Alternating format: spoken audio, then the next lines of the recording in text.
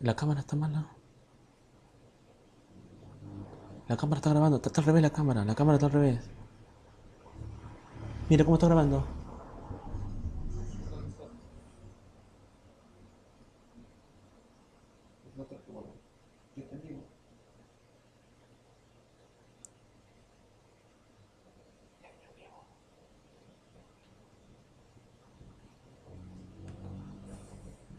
Bueno, pero que grabe allá todavía. Que grabe allá primero. No, que grabe primero allá.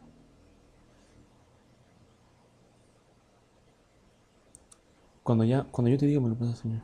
Cierra mi micrófono, ¿ya?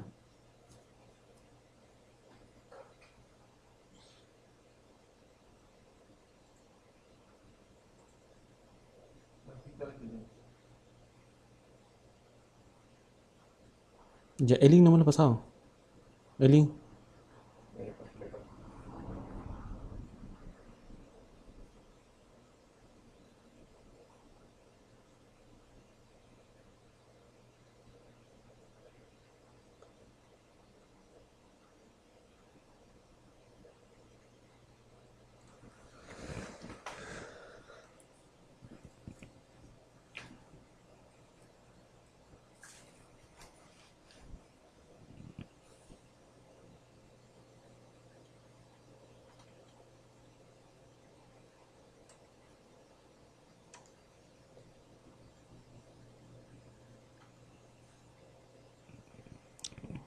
Está apagado el micrófono, ¿no? ¿Cuántos hay ahí?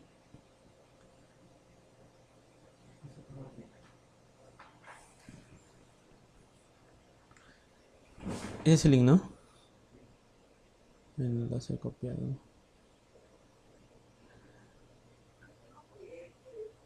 Buenas noches con todos.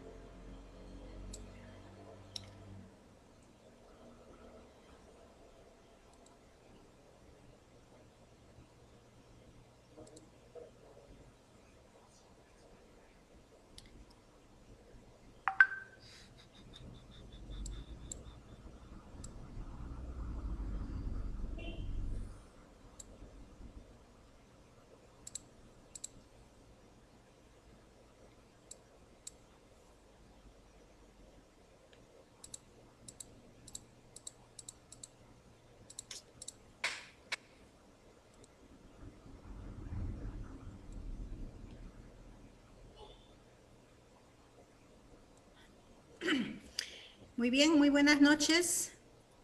Muy buenas noches, estimados Micrófono. estudiantes. Micrófono. Bienvenidos nuevamente en este nuevo evento. El día de hoy contamos con la participación del doctor Freddy Mesías Pachas, quien desarrollará el tópico el control de admisibilidad del recurso de apelación, tema de mucha importancia para su formación como profesionales del derecho. El doctor Pachas, ustedes lo conocen, es un profesional con amplia experiencia como abogado, como operador del sistema judicial y docente universitario. Actualmente es socio del estudio jurídico Mesías y Castillo, una empresa de servicios y asesorías en gestión empresarial, patrocinio legal, asesorías en materia penal, laboral, contable, tributario, entre otros. Doctor Mesías, agradecemos su presencia y nuestros estudiantes estarán muy atentos a su importante disertación. Adelante, doctor Pachas, y muchas gracias por su participación en este evento. Muchísimas gracias, estimada doctora. Muy buena noche con todos los alumnos.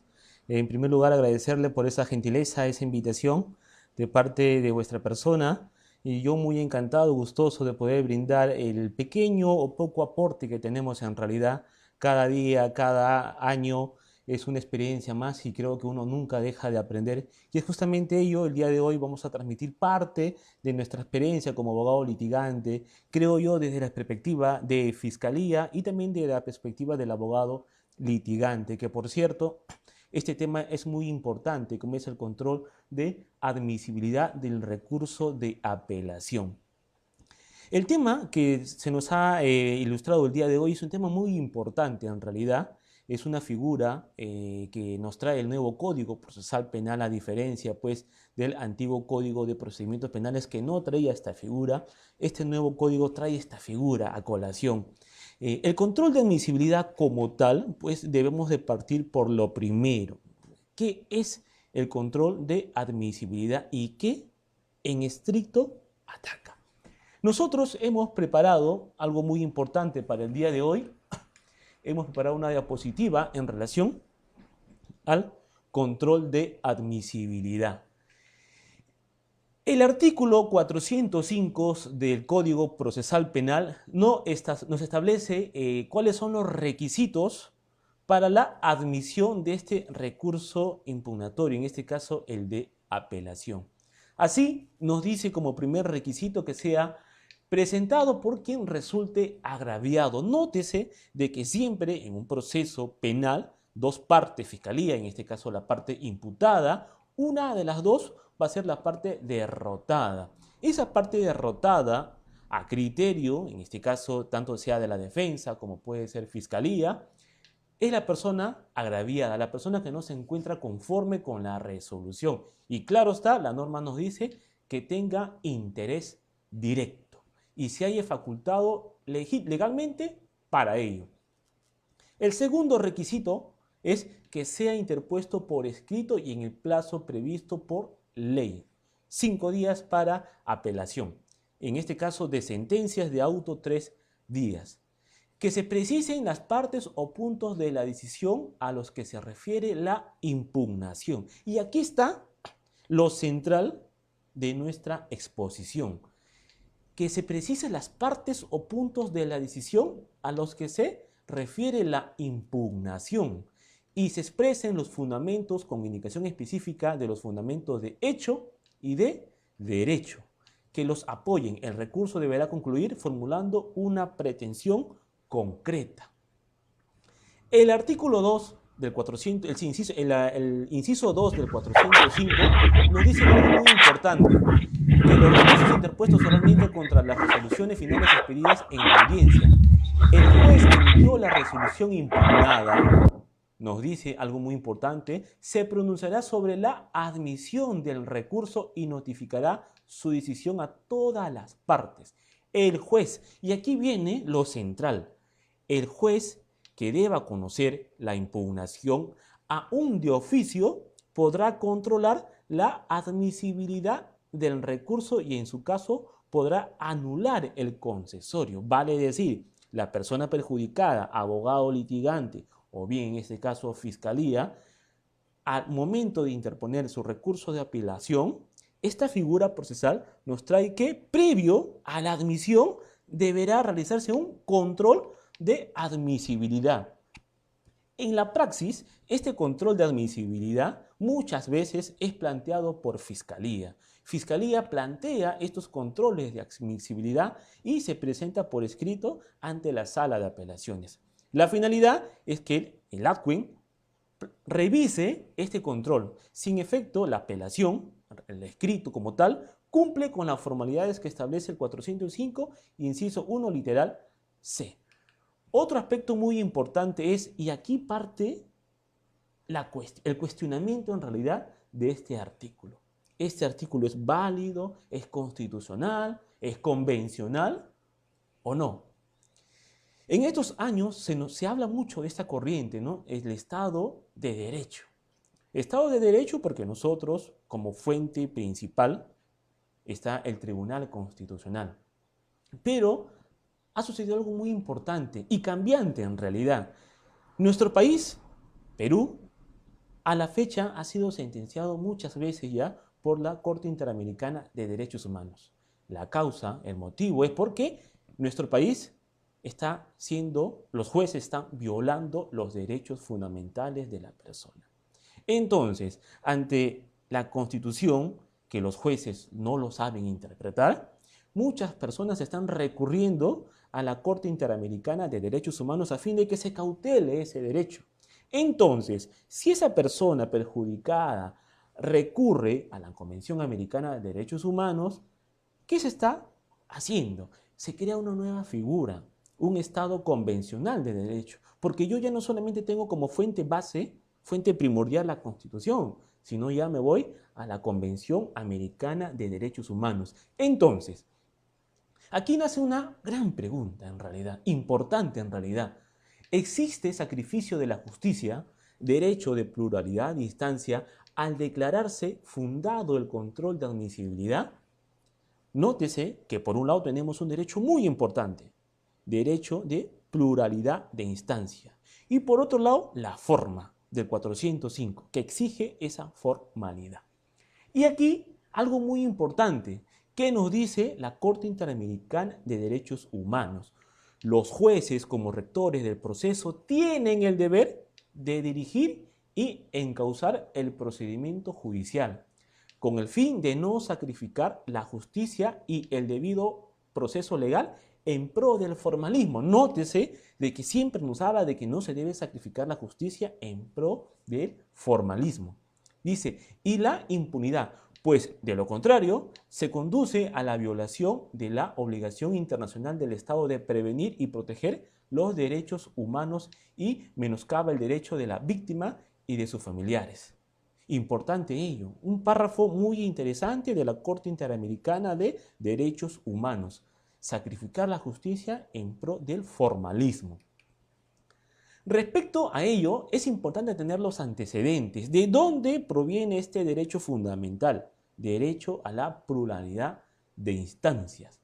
Como base o como fuente internacional, tenemos nosotros la Convención Americana de Derechos Humanos, artículo 8, inciso 2, ¿qué nos dice? Toda persona inculpada de delito tiene derecho a que se presuma su inocencia, no se establezca legalmente su culpabilidad.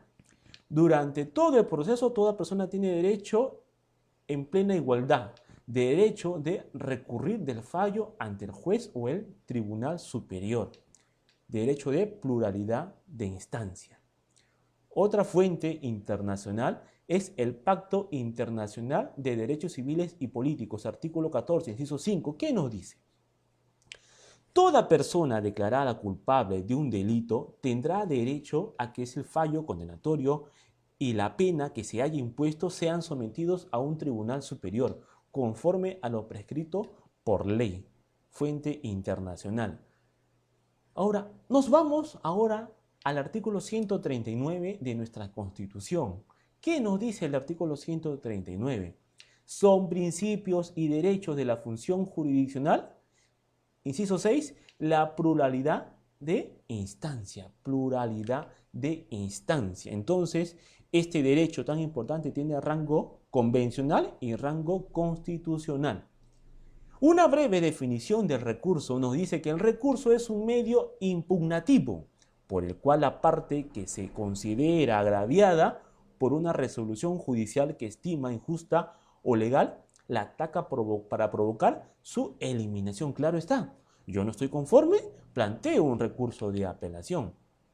El fundamento, en realidad, de hecho, es que no es otro que el reconocimiento de la falibilidad humana. Claro está, los jueces son seres humanos, están llanos a poder equivocarse. Y si hablamos de equivocarnos, nosotros hemos visto públicamente en televisión cómo los jueces se están equivocando.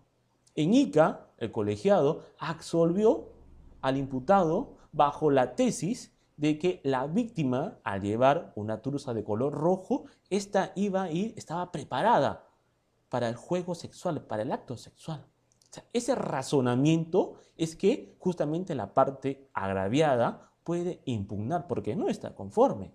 Otro caso que tenemos públicamente se ha realizado es el caso de los jueces de la Sala de Apelaciones de Chincha y Pisco, quienes con argumentos han utilizado que la pandemia fue creada por el Bill Gates, O sea, son razonamientos en realidad ya que superan el límite de la sana crítica, porque no se puede permitir ello. Ante esas situaciones de esos jueces, entonces toda persona, pues, ante seres humanos que están llanos a cometer errores, puede apelar. Se considera que como los jueces pueden errar al aplicar o interpretar la ley procesal o material, es conveniente que las partes tengan la posibilidad de solicitar en el propio proceso que la resolución dictada sea modificada por un órgano superior. Claro está ello. Derecho a recurrir. Todos los ciudadanos, por el solo hecho de pertenecer a un Estado de derecho y democrático, tienen la oportunidad de acceder a los órganos jurisdiccionales, tanto en su ámbito penal, administrativo, civil, laboral y en la justicia militar, por supuesto. Todo persona es hábil para poder interponer o ejercitar este derecho de recurrir. Algo muy importante en realidad. Ahora, sabido es, pues, de que en las cortes, en este caso de Pisco, Ica, Chincha, Cañete, incluso hemos investigado hasta Arequipa, en realidad no hay un criterio unificado, ¿no? Hay cortes que, por ejemplo, no aplican este control de admisibilidad. La defensa plantea e incluso no lo resuelven, pero sabido es que también en algunas cortes también son muy exquisitos en aplicar este control de admisibilidad. Desde ya le vamos nosotros a adelantar una opinión del suscrito. Nosotros no estamos a favor del control de admisibilidad. Nosotros estamos a favor de que todo medio impugnatorio, recurso impugnatorio, sea revisado en segunda instancia. Entonces, nosotros hemos tenido a bien poder buscar información, recabar información muy importante en realidad, y justamente hablando del derecho convencional, hemos traído a colación una sentencia, en realidad varias sentencias, en este caso el caso Herrera Ulloa versus Costa Rica, sentencia del 2 de julio de 2004, párrafo 161. ¿Qué nos dice la Corte Interamericana en esta sentencia? Algo muy importante en realidad. Esto último, desde ya adelanto, no implica vaciar completamente de contenido el referido derecho constitucional por vía legislativa, estipulando requisitos irrazonables que, de no ser cumplidos finalmente, impedirían un pronunciamiento de fondo por parte de la instancia de revisión. Nótese, nos habla de requisitos irrazonables. Vamos a ver si estos requisitos que establece el 405 son razonables o irrazonables. Algo más, nos dice, la propia Corte Interamericana de Derechos Humanos ha señalado que si bien los estados tienen un margen de apreciación para regular el ejercicio de este recurso, no pueden establecer restricciones o requisitos que infrijan la esencia misma del derecho a recurrir el fallo. Mire lo importante que nos señala la Corte Interamericana de Derechos Humanos en este caso. No pueden establecer restricciones. El 405 resulta ser constitucional o inconstitucional. Vamos a ver también el criterio que ha adoptado el Tribunal Constitucional. Y también vamos a ver el criterio de alguna sala de apelaciones. Y también el criterio, en este caso, de algunos profesores doctrinarios que nos han hablado de este tema muy importante. Otra sentencia también de la Corte Interamericana de Derechos Humanos. Nosotros somos en realidad tenemos como fuente principal nosotros la Corte Interamericana de Derechos Humanos. Siempre en nuestros casos como estudio, Mesías y Castillo, siempre nosotros nos hemos enfocado en interpretar y aplicar las sentencias de la Corte Interamericana de Derechos Humanos. En este caso tenemos el caso Duque versus Colombia. Este caso emitida el 26 de febrero de 2016. ¿Qué nos dice la Corte Interamericana respecto a la pluralidad de instancias? Este derecho muy importante. La Corte ha establecido que para que el Estado cumpla con lo dispuestos en el artículo 25 de la Convención, no basta con que los recursos existan formalmente, sino que es preciso que tengan efectividad, el resultado del recurso de apelación, en los términos del mismo, es decir, que den resultados o respuestas a las violaciones de derechos humanos. O sea, tiene que haber respuesta por parte del Estado a los reclamos, a las pretensiones, a los recursos planteados por las partes. De igual manera, un recurso efectivo implica que el análisis por la autoridad competente de un recurso judicial no puede reducirse a una mera formalidad. Nótese, la Corte Interamericana nos habla de una mera formalidad, sino que debe examinar las razones invocadas por el demandante y manifestarse expresamente. O sea, la Corte Interamericana dice que debe pronunciarse, debe expresarse el órgano jurisdiccional respecto a una apelación. Otra sentencia del Tribunal Constitucional, en este caso ya nos vamos ya a nuestro país, una legislación nuestro país, el Tribunal Constitucional.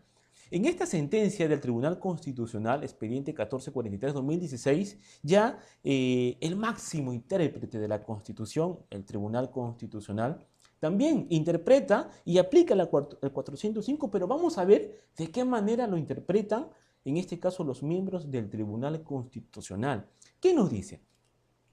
En la sentencia recaída en el expediente 1243-2008, se estableció que el derecho de acceso a los recursos constituye un elemento conformante del derecho al debido proceso, derivado del principio de pluralidad de instancia. Hasta ahí, magnífico, correcto. Derecho de pluralidad de instancia. En el expediente 5194-2005, el tribunal precisó que el derecho de acceso a los recursos es uno de configuración legal, por lo que corresponde al legislador establecer requisitos que deben cumplirse para que sean admitidos. Entonces, el criterio que adopta el Tribunal Constitucional es un criterio legalista. Legalista en realidad, porque si el legislador ha establecido requisitos, esos requisitos establecidos en la norma procesal penal 405, inciso 1, literal C, deben cumplirse.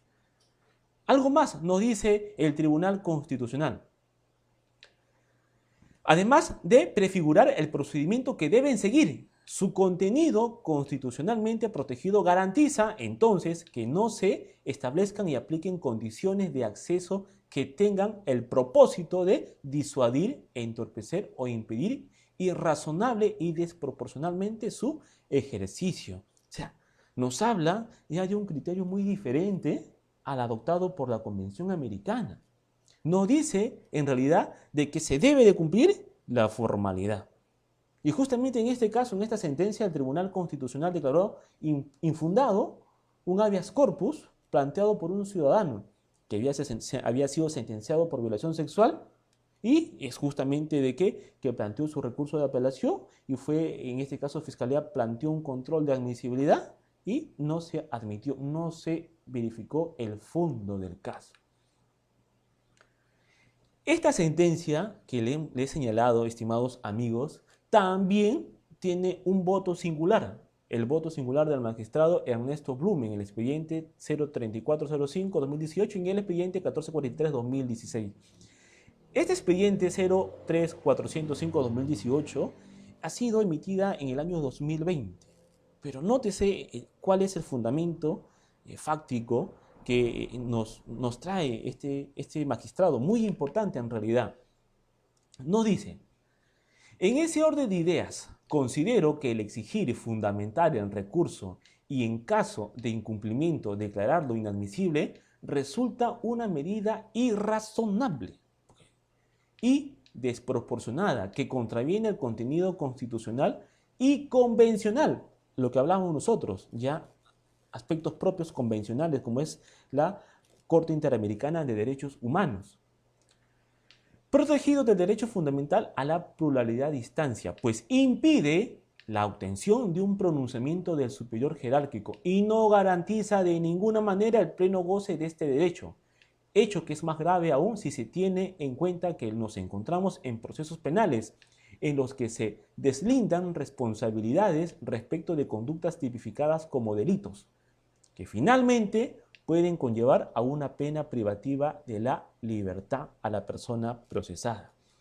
Este párrafo que nos menciona el doctor Blume es muy importante porque él considera de que es desproporcional y razonable el artículo 405 a establecer límites para los requisitos de los recursos impugnatorios.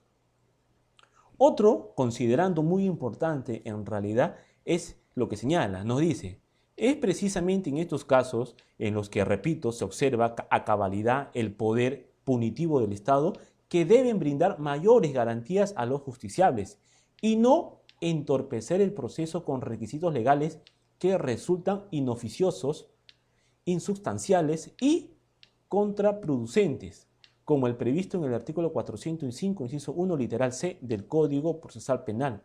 Dispositivo que a la luz de todo lo expresado resulta no solo inconstitucional, sino inconvencional por entrar en abierta contravención de los tratados internacionales antes descritos y de la jurisprudencia de la Corte Interamericana de Derechos Humanos que también ha sido citada. Nótese que este magistrado tiene como fuente también la Corte Interamericana de Derechos Humanos. Nos habla del derecho convencional y nos dice algo muy importante, estimados amigos, que el artículo 405, a criterio del magistrado, resulta ser inconstitucional.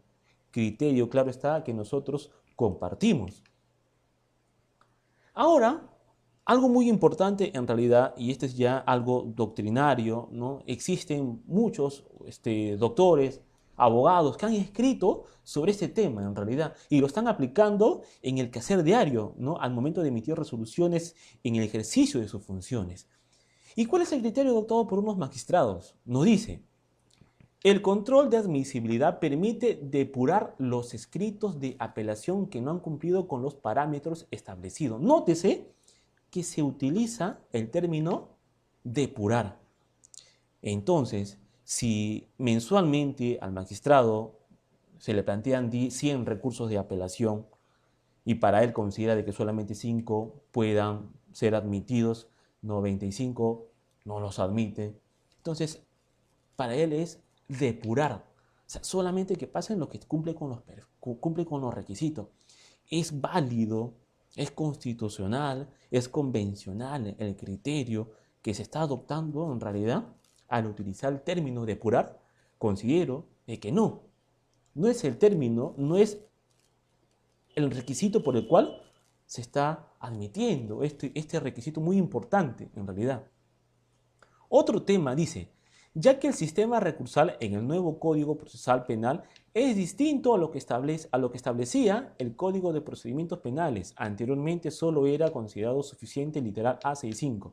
Sin embargo, al haberse creado este nuevo Código Procesal Penal, establece requisitos mínimos que se le agrega lo que obra en el literal C, que se precisen las partes. Nótese de que este profesor trae a colación y diferencia los requisitos del Código Procesal Penal y el Código de Procedimientos Penales. Entonces, pero aquí lo que no hace es traer como fuente la Constitución, no trae fuentes propias de la Convención Americana de Derechos Humanos.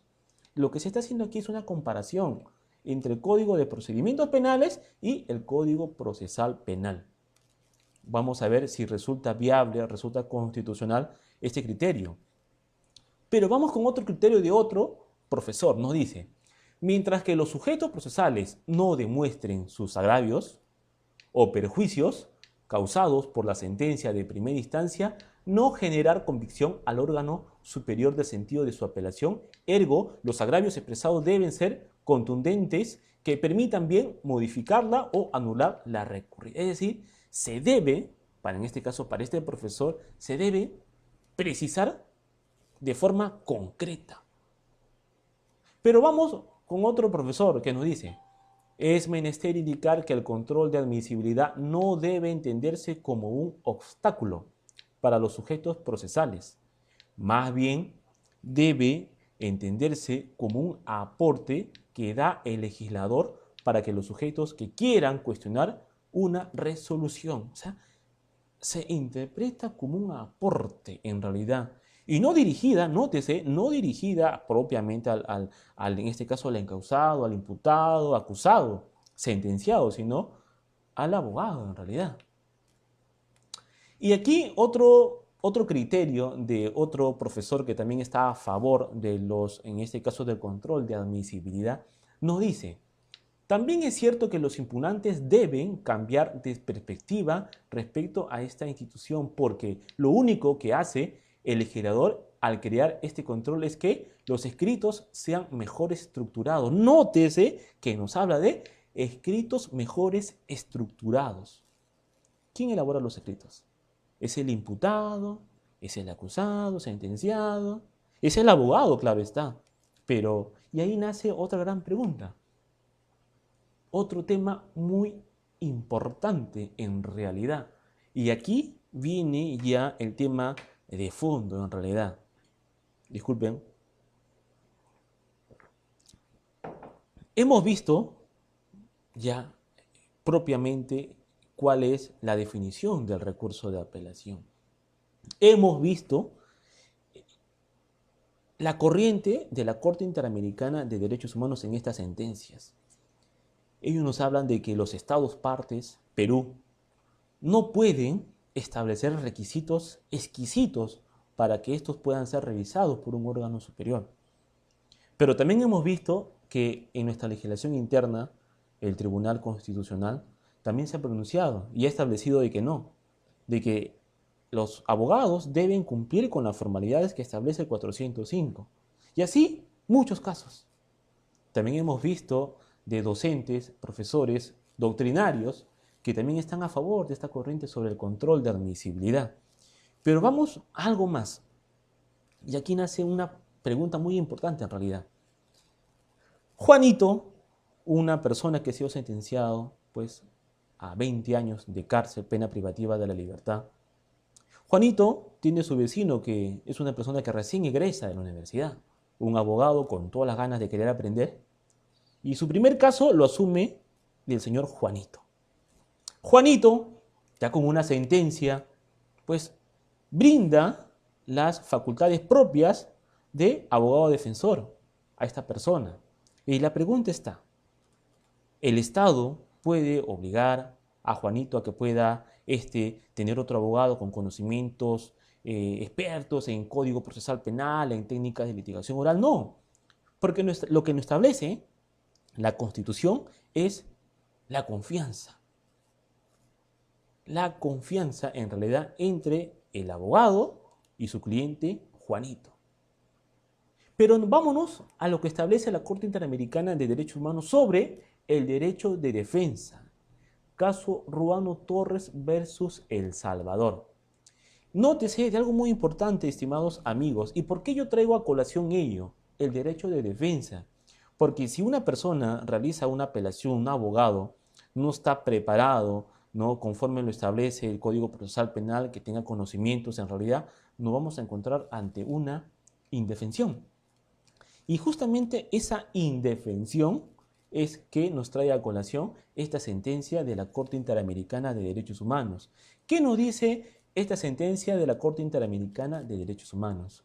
Nos dice, en casos resueltos en distintos países, los tribunales nacionales han identificado una serie de supuestos no exhaustivos que son indicativos de una vulneración del derecho a la defensa. Vulneración del derecho de defensa.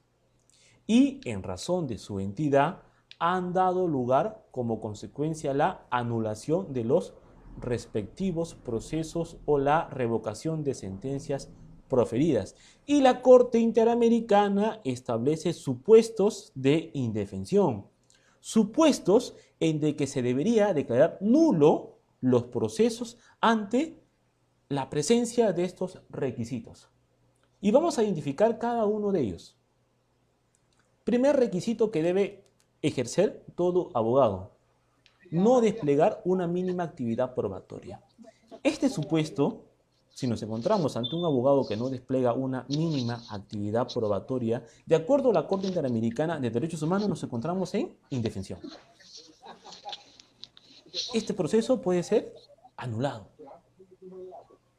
Entonces, no desplegar una mínima actividad probatoria. Y aquí es algo muy importante en realidad, porque en la praxis los abogados litigantes e incluso fiscales, tenemos un caso último que ha sido absuelto un cliente por el delito de feminicidio, donde el colegiado ha dispuesto en la sentencia remitir copias al Ministerio Público. Y es justamente ello, remitir copias al órgano de control del Ministerio Público. El punto importante es que, porque Fiscalía debió realizar diligencias importantes a su tesis y no se realizaron.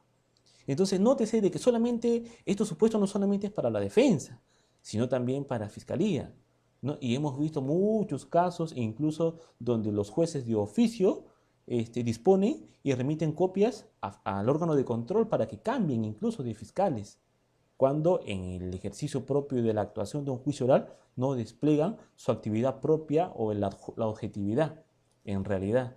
Y es justamente la característica de este Código Procesal Penal, es el principio de igualdad de armas. El juez debe observar de que ambas partes estén en las mismas posibilidades, no desplegar una mínima actividad probatoria.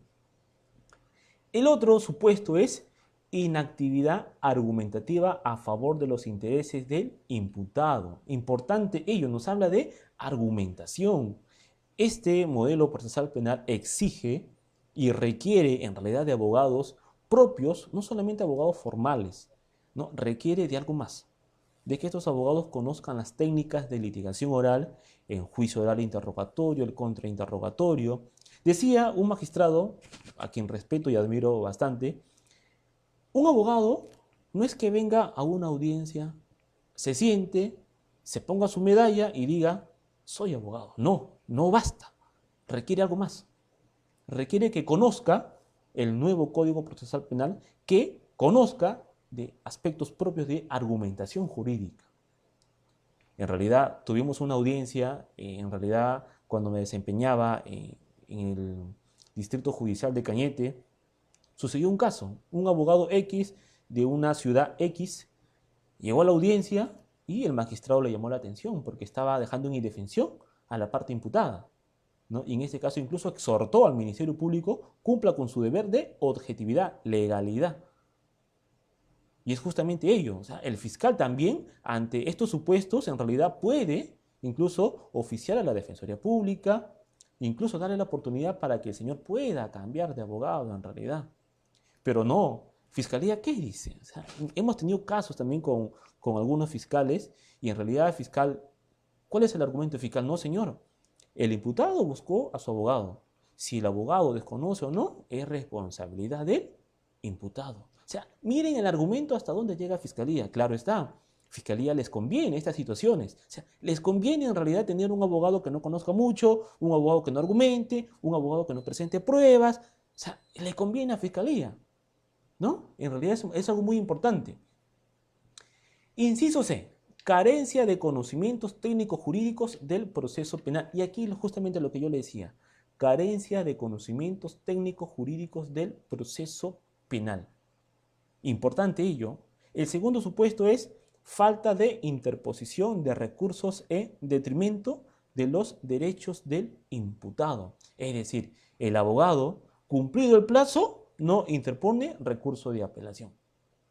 Es muy importante estos temas, estimados amigos. Ahora, el señor apela y es justamente al tema o al supuesto que nosotros vamos a ingresar.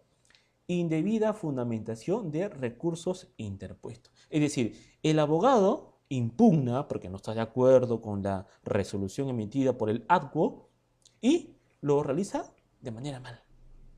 No cumple, ¿no?, en este caso, los supuestos que establece el 405 del Código Procesal Penal. Pero nótese de algo muy importante que dice la Corte Interamericana. Si el abogado interpone recurso de apelación, pero no lo sabe fundamentar, también es un supuesto de nulidad de la sentencia. Entonces, si es sabido de que es una causal de nulidad que se interponga mal los recursos impugnatorios, ¿por qué esa responsabilidad del abogado, del profesional, esa responsabilidad es trasladada al imputado? Porque el imputado debe de pagar las consecuencias. Y es justamente allí donde el imputado se convierte en un objeto del proceso. Porque ya perdió de ser sujeto del proceso. Ya es un objeto. El señor debe ser un sujeto de derecho, pero se convierte en un objeto. Hemos tenido nosotros la participación en audiencias, en una sala de apelaciones, donde un caso muy particular, y en realidad yo estaba en calidad de observando la audiencia, no participaba como sujeto procesal en la audiencia, pero sí me llamó la atención de algo muy importante, estimados amigos, y a manera de praxis, de experiencia les comento. Un jovencito de 18 años de edad, ¿no?, fue sentenciado a cadena perpetua por haber mantenido relaciones sexuales con un menor de 12 años. Tesis de fiscalía: violación en forma bucal, ¿no?, introducción del miembro viril en la boca del menor de 12 años.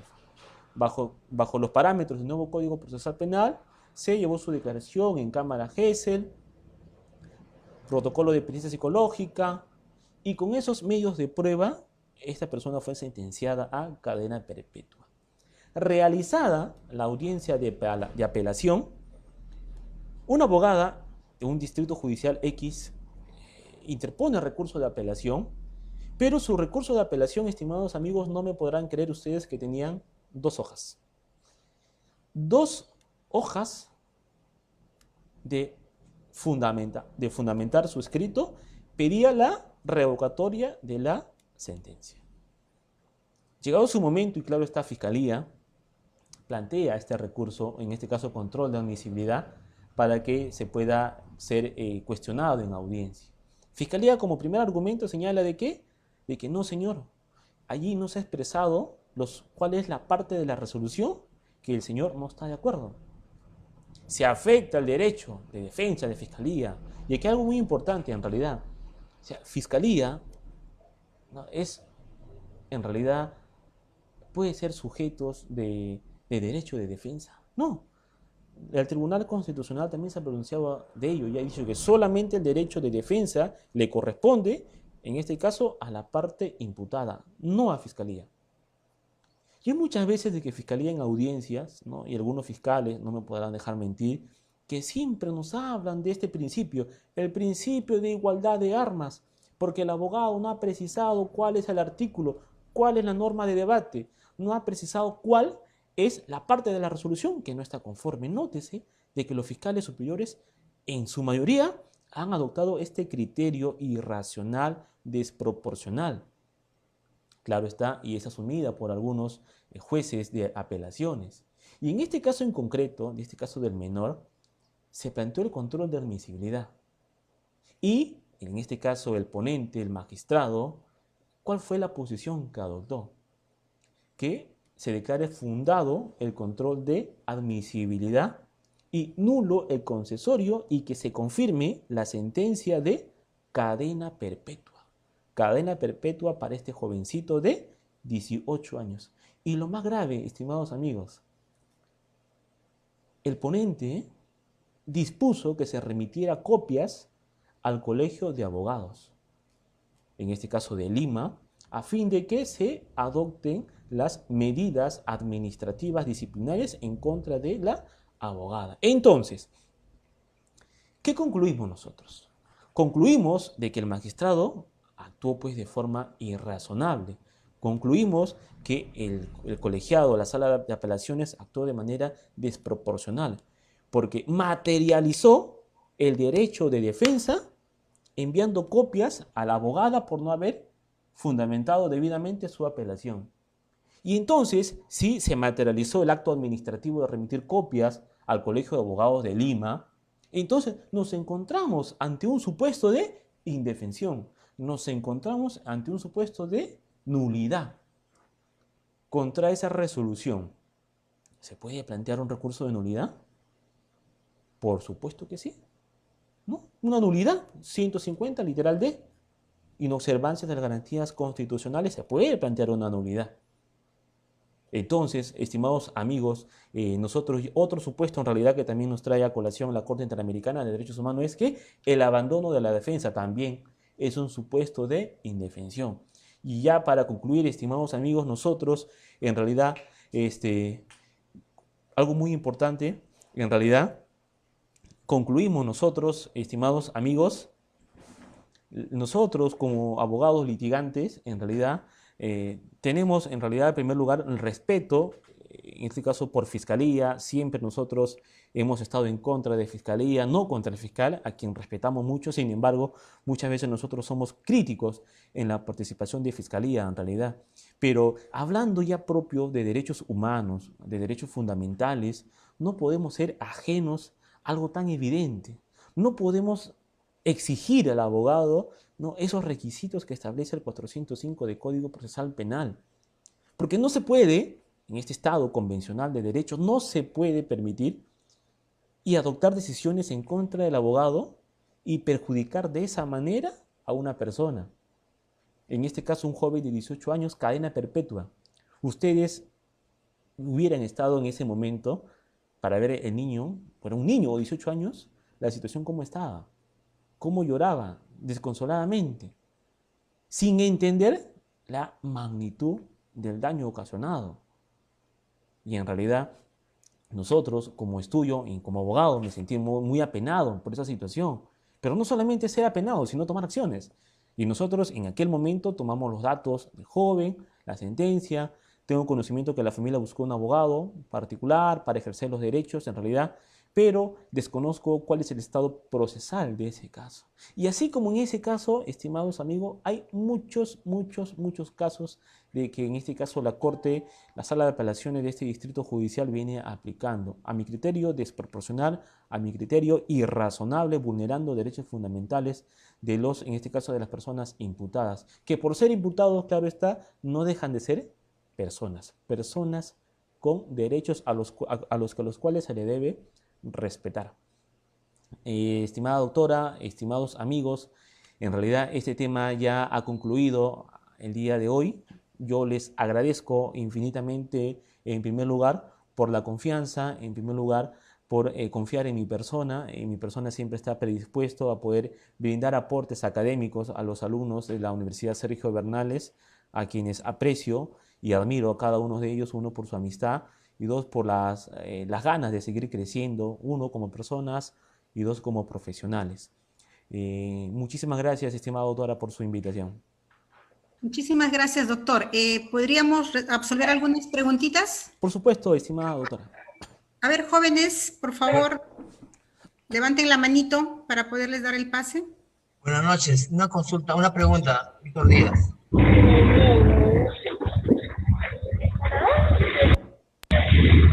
Adelante, señor Díaz, le escucha.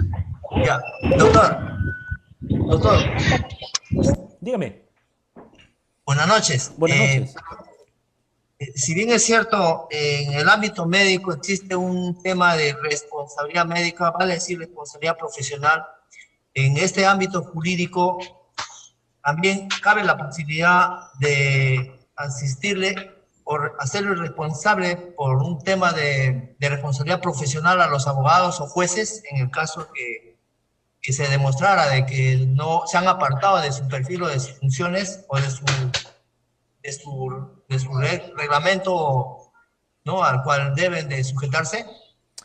Sí, en realidad muy buena pregunta, en realidad porque en cada acción tiene que haber una reacción, una consecuencia, ¿no? Y es justamente el límite al criterio discrecional de los jueces, ¿no? Como lo expliqué, son seres humanos. Y claro está, los jueces como tal también tienen un reglamento, en este caso la ley de la carrera judicial en el artículo 47 establece literalmente cuáles son aquellas faltas leves, faltas graves y faltas muy graves.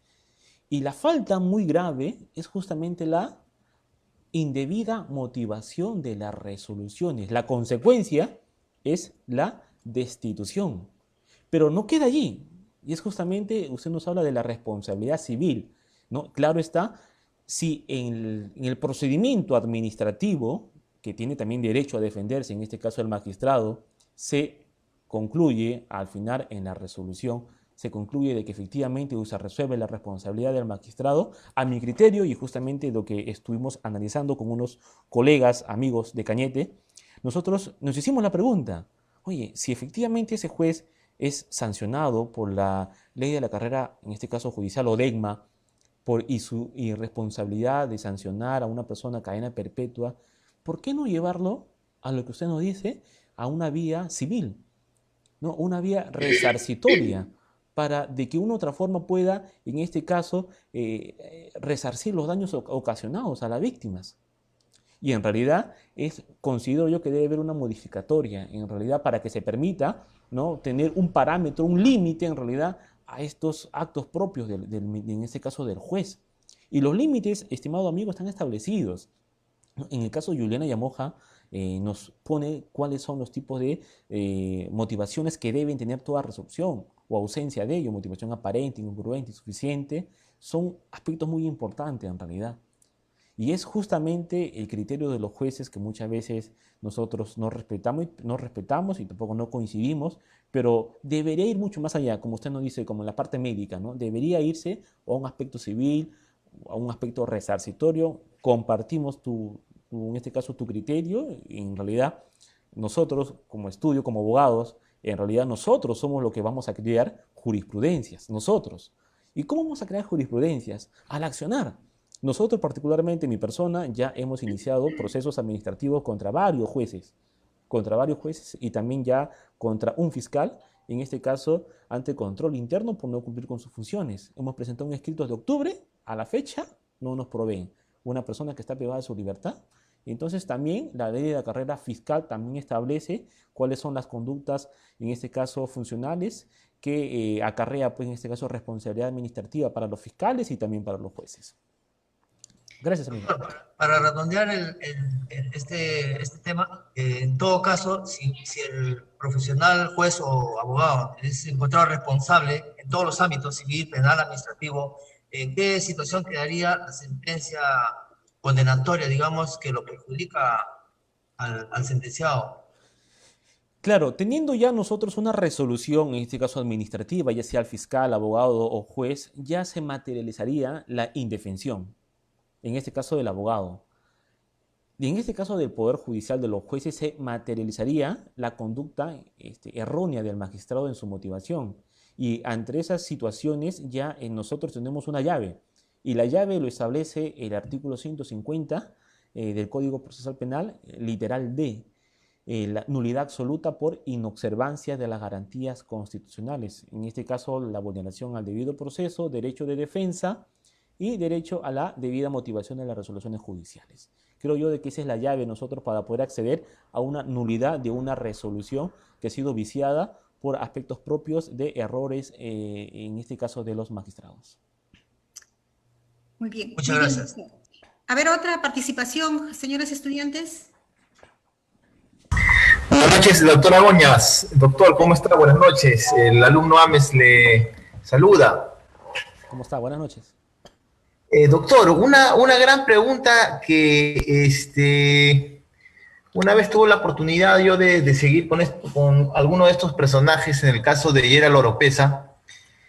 El Ministerio Público había mostrado los elementos de convicción y había inclusive a varios de esta organización los había vinculado con los de los WhatsApp que se tenían que encontrar con el capo de la mafia de Salvatore Sassá en Bélgica. Uno de ellos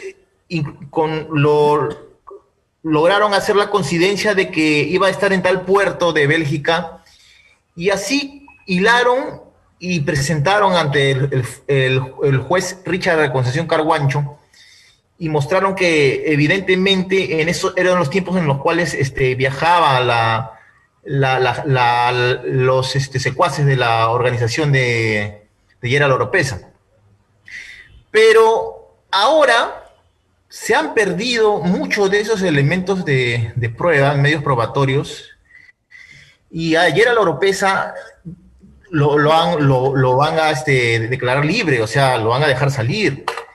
¿Cómo es eso, doctor? ¿Por qué se pierde esos medios de prueba tan importantes, y por qué lo dejan salir cuando en los WhatsApp se había mostrado de que evidentemente todo coincidía con voz, grabaciones, con viajes en las fechas ciertas de que se habían encontrado con esta gente de esta organización, con con la camorra napolitana, ¿no? Con la cosa nostra y todo eso de Salvatore Sassá. ¿Cómo así lo dejan libre a este personaje? Sí, muchas gracias por tu pregunta, estimado amigo. Partimos por De lo nada. primero, ¿no? Vamos a cuestionar la valoración de en este caso, de un medio de prueba. Inicialmente, cuando se da la prisión, la audiencia de prisión preventiva contra el señor Gerald Oropesa, se nace por elementos de convicción. Allí, en esta primera etapa de investigación, no hablamos de medios de prueba, hablamos de elementos de convicción. Entonces, cuando ya se habla de medios de pruebas, los medios de pruebas como tal es al momento de su contradicción, ya en una etapa propia de juicio oral. Si la norma establece que para que una persona vaya al penal, ingrese a un penal, debe reunir ciertos requisitos, en este caso los fundados y graves elementos de convicción. Claro está que para ese momento eran fundados y graves elementos de convicción, pero tenemos que evaluar la transición, el camino de esos elementos de convicción a juicio oral. En el caso de los WhatsApps, tengo conocimiento, porque también paro leyendo este caso muy seguida, hay algo muy importante que sucedió en ello, de que ellos realizaron una pericia de análisis digital del WhatsApp, del equipo celular. Entonces, esto es algo muy importante porque se pudo determinar de que había sido manipulado el equipo celular.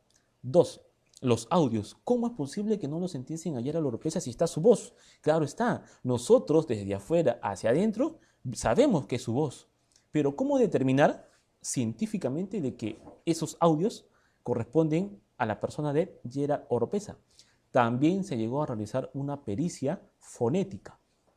Y la pericia fonética, en este caso, se llegó a concluir que no era la voz de Gerald Oropesa. Y ustedes dirán, doctor, entonces, ¿por qué motivo lo absuelven? Ahí ingresa ya un aspecto propio de valoración. El artículo 158 del Código Procesal Penal nos habla de los requisitos para la valoración, nos habla de las reglas de la lógica, la máxima de las experiencias. Pero algo muy importante que establece también el artículo 394 del Código Procesal Penal, nos establece cuáles son los criterios que el magistrado debe utilizar para poder valorar un medio de prueba. Y lo primero que nos dice es la valoración individual. Entonces, en la valoración individual, estimado amigo, existe una especie de subdivisiones. Y esas subdivisiones, el primer punto es la fiabilidad. Ejemplo, si en este momento se valora un medio de prueba, en este caso un documento, una fotocopia, ¿no? Y en la fotocopia dice, mañana van a matar al presidente Sagasti, es una fotocopia, señor. Sí, pero ahí dice que es el señor Sagasti, sí, pero es una fotocopia. Igual ocurre con los medios de prueba, en este caso los WhatsApp. Se realizó una valoración individual en su aspecto fiabilidad. Uno, determinar si esos dos números pertenecían al señor Gerald Oropesa y a esta persona en España. Dos, en esos aspectos propios de fiabilidad se determina de que la voz no era del señor Oropesa. Entonces, estimado amigo, si este primer paso de fiabilidad no se cumple en sus aspectos propios de valoración, no puede realizarse una valoración en conjunta. Y es por ese motivo de que se le absuelve al señor Gerald Oropesa. Ahora bien, se le absuelve porque Fiscalía no realizó un trabajo minucioso en realidad.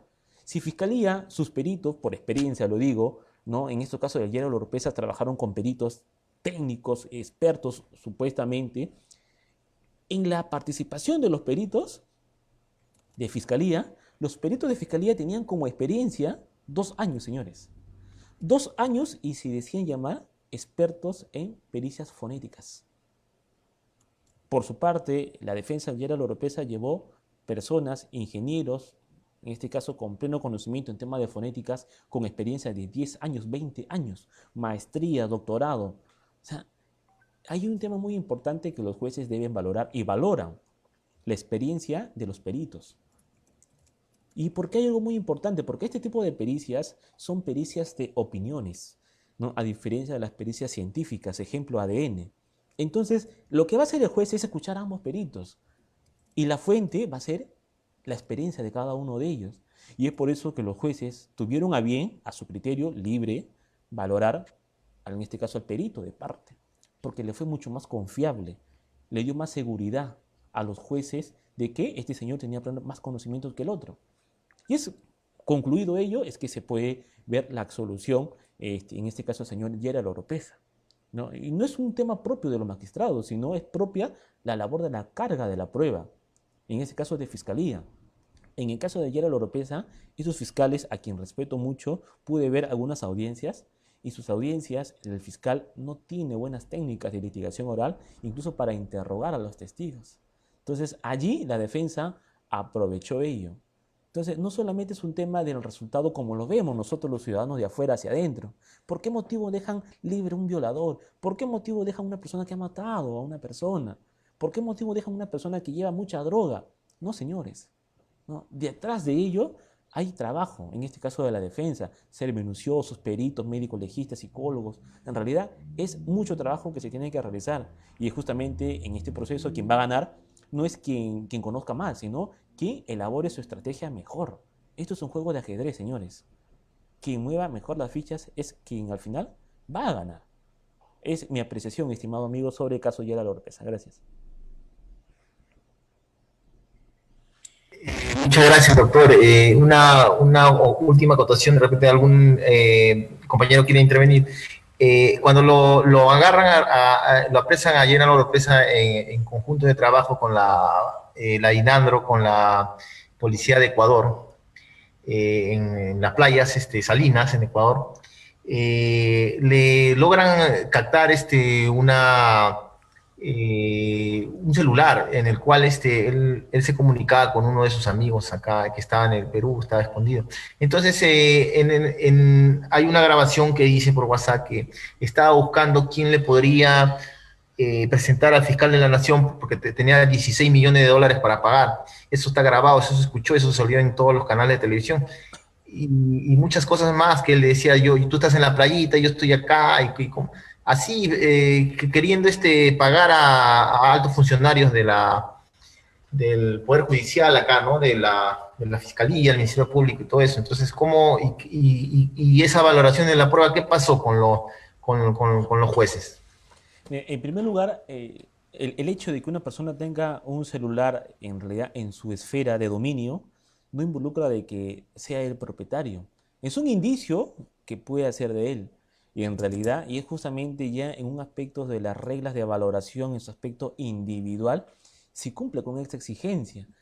Si fue la persona él que emitió los mensajes, ¿no? Si el teléfono, equipo celular estaba a nombre de otra persona, en realidad lo que yo puedo advertir en esos mensajes que le presenta al fiscal de la Nación, 16 millones en realidad, eso es un aspecto propio de un aspecto propio de corrupción de funcionarios, ¿no? Querer corrompir, en este caso al fiscal de la Nación. Pero no hay que partir, o sea, no hay que desligarnos de la imputación propia del fiscal, ¿no? Fiscalía, la imputación lo realiza de forma concreta. El señor es la persona que llevaba droga al extranjero. El hecho de que una persona pueda estar buscando contactos, en realidad, eso no involucra en nada en la imputación concreta. No, a mi criterio, en realidad, no es válido, porque ahorita a mí como abogado me puede incluso decir, no, que el doctor, el abogado, está viendo la forma de contratar con un juez, ya, y el hecho de contratarme yo con un juez desde ya involucra que yo soy responsable del hecho. El fiscal en su acusación va a describir como elementos de comisión ello. No, señor. No, es lo que muchas veces es la prensa en realidad, ¿no? Es por eso que la prensa se denomina el cuarto poder, porque influye mucho en realidad en las personas que estamos detrás de los tribunales, ¿no? Y nos creamos una mente diciendo, no, el señor es culpable, si hay pruebas en realidad, pero lo que no sabemos es lo que pasa al interior del proceso, cuáles son los aspectos propios de mecanismos de defensa, excepciones que plantean los abogados. A mi criterio, yo particularmente por la experiencia que tengo en casos penales, en realidad, la prensa juega un papel muy importante, ¿no? En las decisiones de los jueces.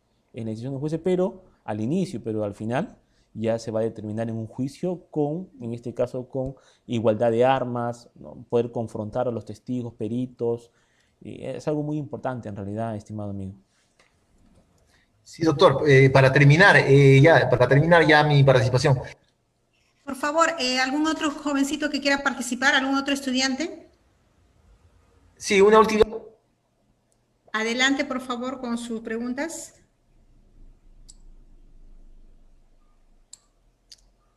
¿Nadie más quiere preguntar? ¿Solamente el señor Sí, Ames va a una preguntar? pregunta. Buenas noches, doctor. Adelante, Raúl señor García les García, habla. adelante. Doctor, una consulta. Me he quedado pensativo en el hecho de que usted estaba mencionando el caso de una persona joven que fue, por medio de un proceso, fue declarado culpable y cadena perpetua. En este caso, la participación de la abogada, me estaba diciendo usted que no fue lo que causó la indefensión de esta persona, ¿no?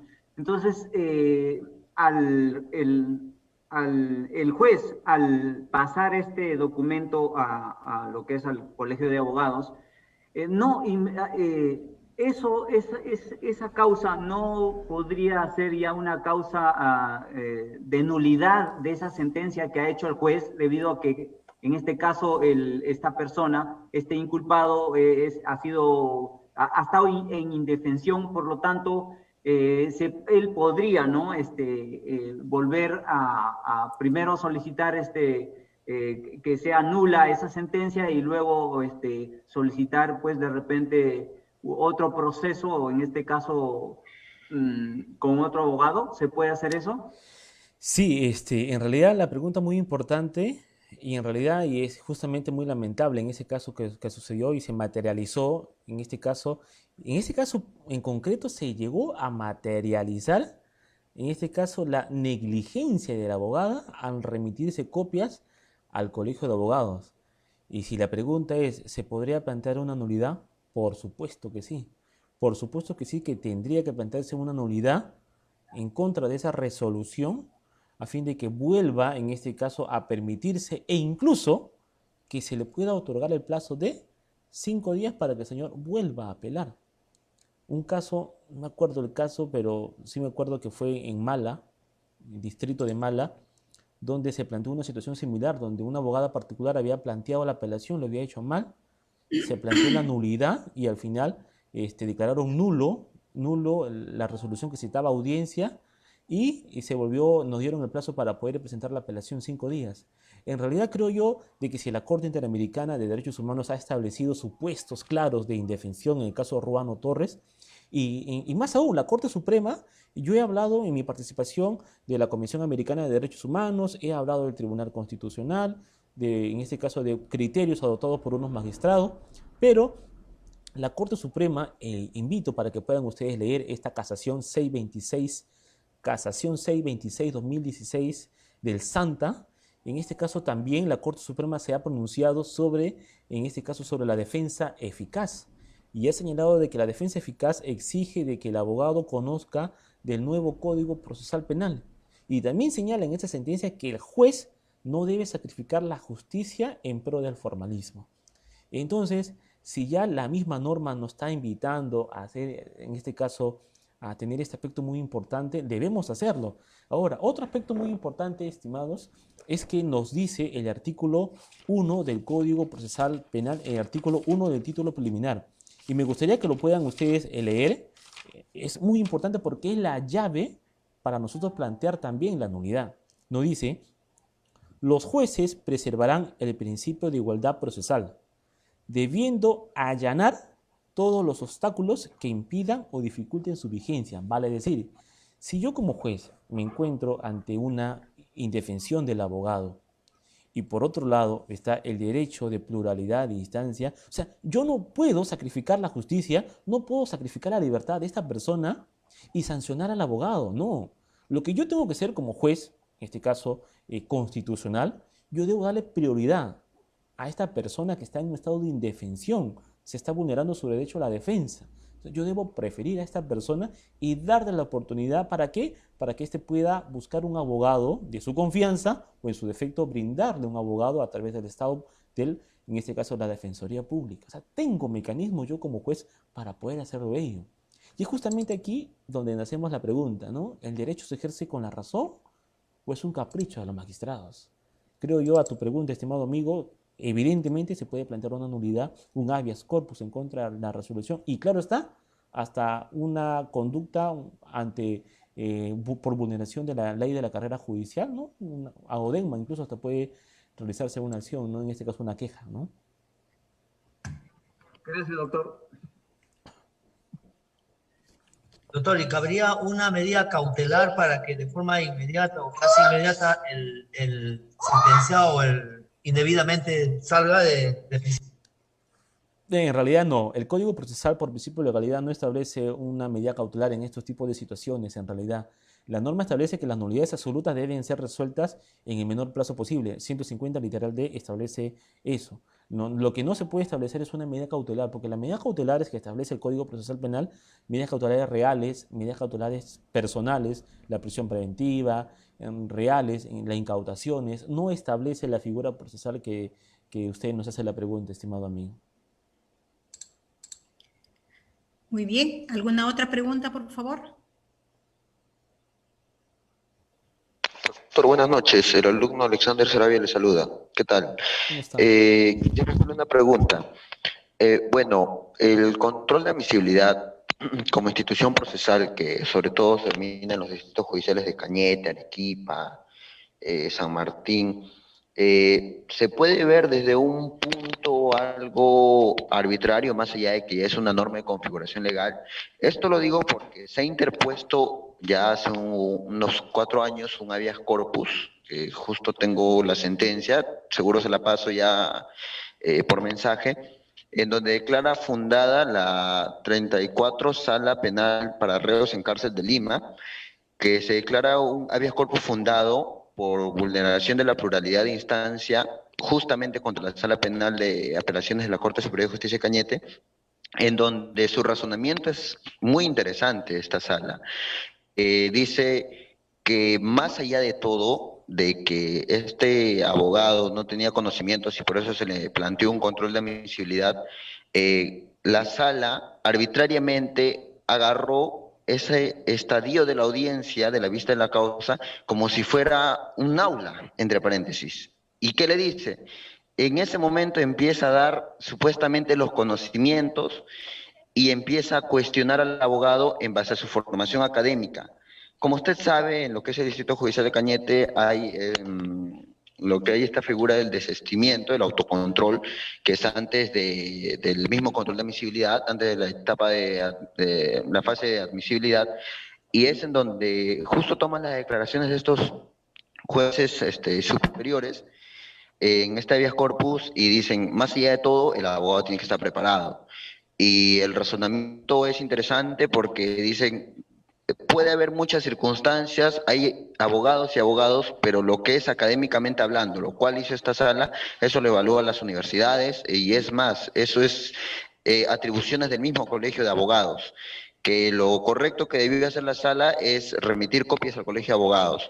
Y desde ahí también nace otra pregunta que justo mi compañero por ahí, el que me antecedió, lo ha tocado de alguna manera. En este caso, como usted dice, no, sí, procedería un habeas corpus por vulneración al debido proceso, un habeas corpus conexo, porque hay por decirlo así, una defensa ineficaz, se está vulnerando el derecho a la igualdad de armas y el derecho de defensa.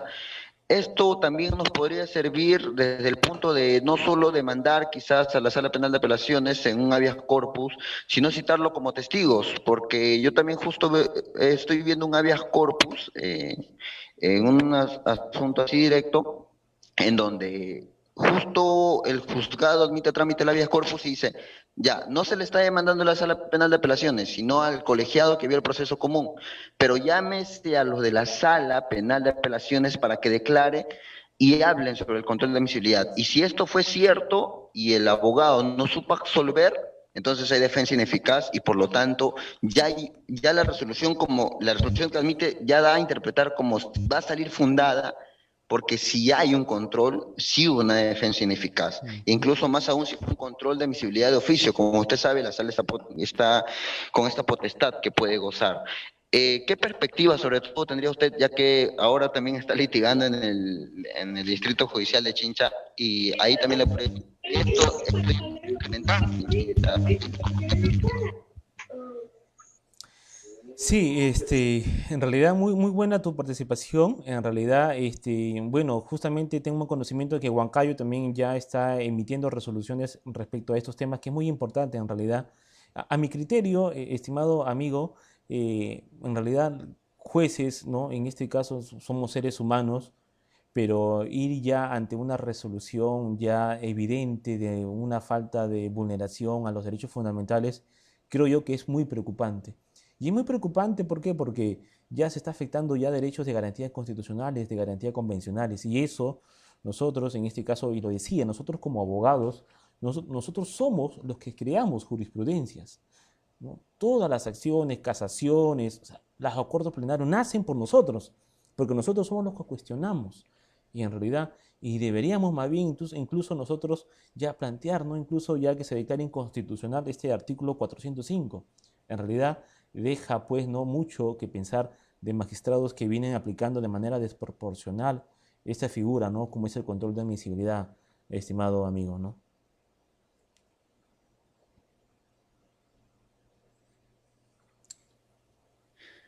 A ver, estimados estudiantes, creo que ahí terminamos. ¿Alguna consultita más? ¿Pregunta? Creo que no. Doctor Mesías, excelente presentación. Permítame expresarle mis felicitaciones por el dominio del tema, por su metodología, por compartir sus conocimientos y experiencias de esta noble profesión con nuestros estudiantes. Muchísimas gracias, doctor Mesías. Y muchísimas gracias a ustedes, estudiantes, por participar, por interesarse por estos temas que son muy importantes para ustedes, para su formación, como dije hace un momento, como futuros profesionales. Muchas gracias, doctora. Hasta luego. Un abrazo fraterno para cada uno de ustedes y buen inicio de año para todos nuestros amigos de la Universidad Sergio Bernales. Gracias. Gracias, doctor. Buenas noches a todos. Gracias, doctor. Gracias, doctor. Gracias.